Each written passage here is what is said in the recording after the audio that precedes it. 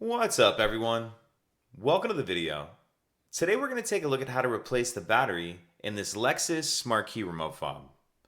So this Lexus key fob is going to use replacement battery CR1632, and I'll put a link in the description box of this video to where you can purchase these batteries if you're in need.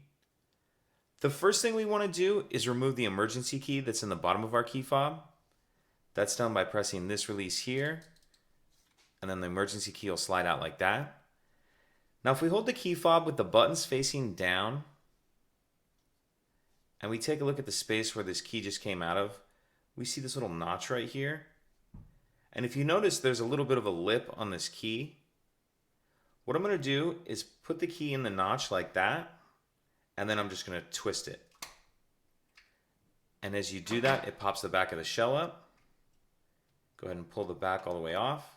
Now we see our battery right here. And there's another little notch, a little cutout right here that you can use. Put the lip of the key in there just to get under the edge of the battery and get it out of that holder. Go ahead and pull that out. We'll grab our new battery. And we want to make sure that we're installing that with the plus side up.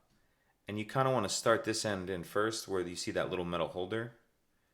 So start that edge in first like that. Oops. Start that edge in first like that, and then pop it all the way into place. And then go ahead and put the back cover on. Snap that down.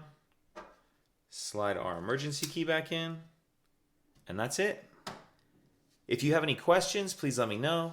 If you could take a second to like and subscribe, it helps us out, and I'd appreciate it. Thank you.